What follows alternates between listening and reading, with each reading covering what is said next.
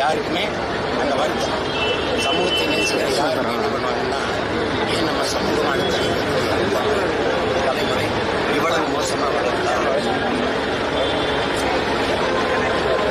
அப்படின்னு யாருக்குமே வருது. அந்த வருத்தம் பொன்ராஜையா இருக்கிற மாதிரி எனக்கு இருந்தது. நியாயமா பார்த்தவங்க இருக்கு. அப்போ அதை பார்த்த அந்த தலைவர் தம்பி விஜய்க்கு என்ன சொல்லிருக்கணும், ஒரு அறிக்கை இந்த மாதிரி பேசுறத எங்கெல்லாம் குறைச்சிக்கணும் உடன்படுத்தார்கள் அப்படின்னு அதை அவர் கண்டிக்கல, அதை செய்யல. தொடர்ச்சியா அவங்க பேசுறதெல்லாம் இன்னும் இந்த இடத்துல பெண்ணை இழிவாக்கங்களை குறிப்பிட்டாரு ஐயா பொன்ராஜன் பேசுறது விபச்சாரி போல பேசுறாங்களே அப்படிங்கும்போது தன்னுடைய வருத்தத்தை பதிவு. இப்ப நான் என்ன சொல்றேன், உங்களுக்கு புரியுதா? அவருக்கு ஊடகத்துக்குள்ள இருக்கிறதுனால ஒரு மனிதனா சொல்லிட்டாரு, மற்றவன் மனசுக்குள்ள புடிங்கிட்டு வேதனைப்பட்டுக்கிட்டு இருப்பான். ஒரு வழங்குது நினைக்கிறேன். அதனால அவர் சொன்னது யாரையும் காயப்படுத்தணும்னு இல்லை. இந்த மாதிரி இருக்குதே, இந்த சமூகம் நம்ம நேசிச்ச சமூகத்துக்கு போயிடுச்சே, இதுக்காக நம்ம முன்னோர்கள், ஆண்டோர்கள், சான்றோர்கள், அருமை பெருமக்கெல்லாம் இந்த மாதிரி சமூகத்தை கட்டமைக்கவா பாடுபட்டார்கள். ஐயோ, இதை சரி செய்ய முடியாதாங்க ஆதங்கத்துல சொல்றாரு தம்பி, ஆதங்கத்துல சொல்றாரு. அதுவே தவறு. நோக்கத்தோடு நீங்க எழுதுறீங்க, எங்களை அசிங்கப்படுத்தணும், கேவலப்படுத்தணும், எங்க குடும்பங்களை எழுதுறீங்க, எங்க பிள்ளைகளை, குறிப்பா எங்க கட்சி பிள்ளைகளை ரொம்ப எழுதுறீங்க. என்ன செய்யலாம் சொல்லுங்க, என்ன செய்யலாம், என்ன செய்யலாம் தம்பி? நீங்க என்ன பண்றீங்க? இந்த பெண்கள்லாம் உங்களை இந்த அண்மையில் நடக்கிறதுக்காக கொஞ்சம் வெறுக்கிறாங்க. அந்த தங்கச்சிகள் பேசும்போது ஒரு அறிக்கை உங்க பேர்லயோ, உங்க கட்சி பேர்லயோ, உங்க பொதுச் செயலாளரோ, செய்தி தொடர்பாளர்களோ இது மாதிரி தங்கச்சிகள் பேசுறத நிறுத்திக்கணும். அன்பு வேற, இப்படி வெளிக்காட்டுறதுக்கு இந்த வார்த்தைகள் அருவருப்பா இருக்கு, செய்யக்கூடாதுன்னு சொல்லணும். அப்படி நீங்க சொல்லலையே, அப்படி சொல்லலையே நீங்க. அப்புறம் இப்ப பொன்ராஜ் சொன்னதுல அவர் சொல்றது வருத்தம், ஆதங்கம், யாரையும் காயப்படுத்தணுங்கிற வார்த்தை அல்லது. அதை வச்சுக்கணும், கவனத்தில் வச்சுக்கணும்.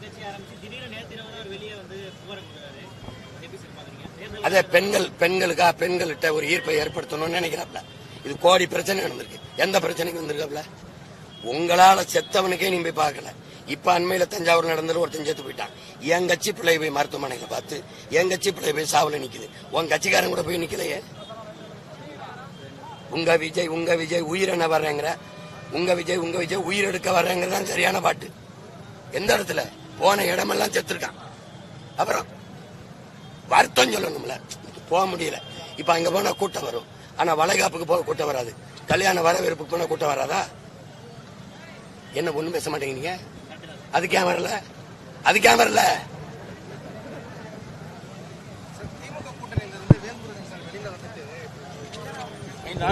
நிறைய பேட்டி கொடுக்கும் சொல்றாருங்க சார். வந்து கோவில்கள்லாம் வந்து நம்ம தமிழ்ல இது பண்ணணும், ஆனா சமஸ்கிருதத்துல பண்றாங்க. அதை நான் சொல்லும் போதே சேகர் பாபு என்ன நேரடியாக கண்டிச்சாரு அப்படின்ற மாதிரி சொல்லியிருக்காரு சார். அதுல உங்களையும் சொல்லியிருக்காரு சார். கண்டிப்பா நாங்க உனக்கு தெரியும், திருச்செந்தூர் நாங்க கோயில்ல போராடி தஞ்சை பெருவுடையார்ல, திருச்செந்தூர்ல எல்லா கோயில்கள்லயும் தமிழ்ல குடமுழுக்கு நன்னீராட்டுக்கு நாங்க போய் போராடுவோம், வழக்கு போடுவோம். வழக்கு போட்டு தான் நானே எங்க அப்பா மணியரசன் அவங்க ஒரு தெய்வ தமிழ் அமைப்பு வச்சிருக்காங்க. நாங்க சேர்ந்து போராடி தான் அந்த உரிமையை பெறுறோம். அதுல அவரு ரத்தம் ஒரு உணர்வு மதிக்கத்தக்கது. ஆனா அவங்க மறுக்கத்தானே செய்வாங்க. அவங்க எனக்கு பதில் சொல்லும் போது சொல்றாங்க, மக்கள் எந்த மொழியில விரும்புறாங்களோன்னு. எந்த மொழியில விரும்புறாங்க? சமஸ்கிருதத்தில் சொல்லணும்னு என் மக்கள் விரும்புறாங்களா? நான் கேட்டேன். நீங்க அப்பவே நம்ம ஒழிச்சிருக்கணும். தமிழிலும் அப்படின்னா என்ன, அமெரிக்காவிலயா இல்ல ஆப்பிரிக்காவிலயா இல்ல இங்கிலாந்துலயா? டேய், இது ஏன் நாடுறா? கோயில் ஏன் கோயில்ரா? உள்ள இருக்கிறது என் முன்னவன்றா. கட்டினவை என் பாட்டேன், சிலையை செதுக்கினவேன்னா, தூக்கி கொண்டி வச்சதுன்னா எப்படி இருக்கு பாருங்க. என் இறக்கு முன்பு என் மொழியில தானே கும்பிடணும். மந்திரம் இல்லையா? நிறைமொழி மாந்தர் மறைமொழி தானே மந்திரம் என்பாங்கிறேன்னா, தமிழே மந்திரம்ங்கிறான். இது தனியா மந்திரம் இல்ல, முன்னாடி தமிழ் சொல்லிக்கிட்டு அதுவே போதும்ங்கிறான். புரியுதா? அது ஒரு சொல்றது சரிதான்.